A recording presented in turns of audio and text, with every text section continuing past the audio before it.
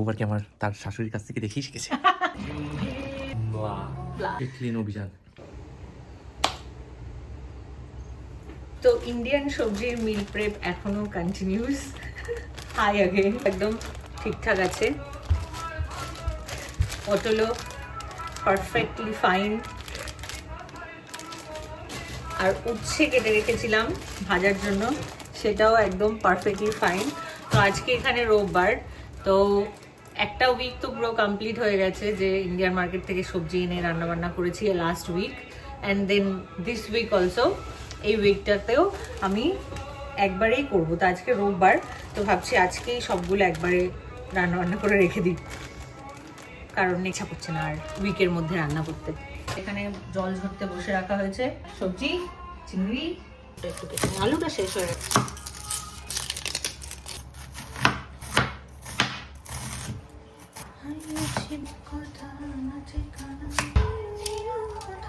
এই যে আমাকেও কাজে লাগায়, ঠিক আছে, কিন্তু বলছে যে নিজেই সব মিল প্রিপারেশন করছে, কিন্তু বিহাইন্ড দ্য সিনস আমাকে যে কত কিছু করায় সেগুলো কিন্তু আপনাদেরকে বলবে না সে। দেখে নিন,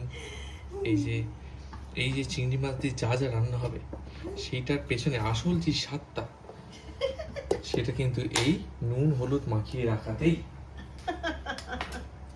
বাকি এবারে কিভাবে রান্না হলো না হলো সেগুলো তো সেকেন্ডারি, বাট এই যে নুন আর হলুদ, স্পেশালি নুনটা, এই যে পরিমাণ মাপিক যে নুনটা দেওয়া, তাতে যে চিংড়ি মাছের মধ্যে যে স্বাদটা ঢুকবে,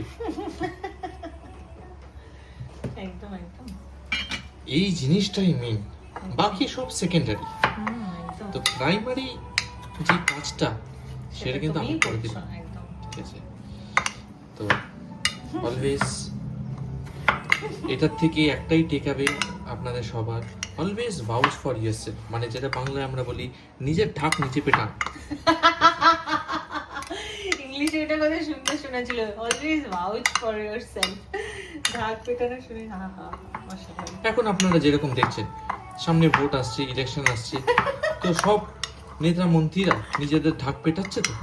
তো আমরা যারা common man, common people, house holders, whatever, ঠিক আছে, দ্য পন্স, ঠিক আছে, and the prawns, so we should ভাউচ for ourselves, নাহলে কিন্তু কেউ আসবে না আপনাদেরকে বাঁচাতে। তো এই যে হয়ে গেল, মাখিয়ে দিলাম, এইবারে এটা ম্যারিনেট হতে থাকবে অটোমেটিকলি, কিচ্ছু করতে হবে না, জাস্ট লেট ইট বি। তারপরে অটোমেটিকলি আমার বউ এটাকে রান্না করে ফেলবে, কিন্তু যে স্বাদগুলো আসবে সেটা এই at this particular moment it is determined the taste of the chefs. Alright, আমার কাজ হয়ে গেছে, ঠিক আছে, এবার আমি কেড়ে পড়ি। কাটুন 2 মিনিট বক বক করে।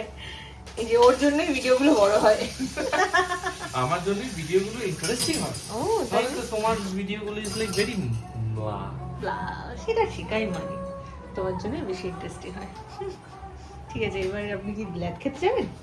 আমি আর তাদের লিচি, these are the two main ingredients. এবার রান্না স্টার্ট করা যাক।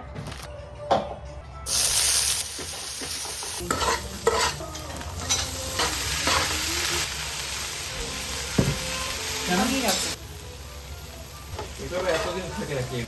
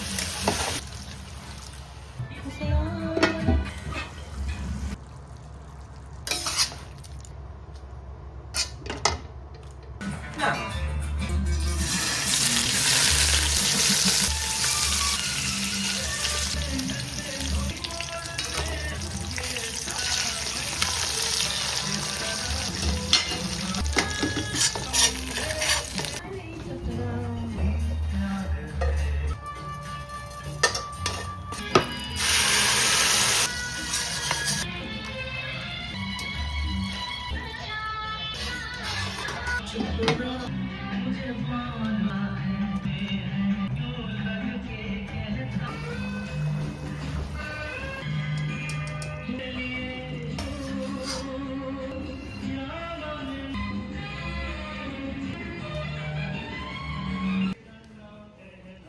Meal prep ready. ভেন্ডি ভাজা, উচ্ছে ভাজা, পটল আলু চিংড়ি, ডাল আর ইলিশ মাছ।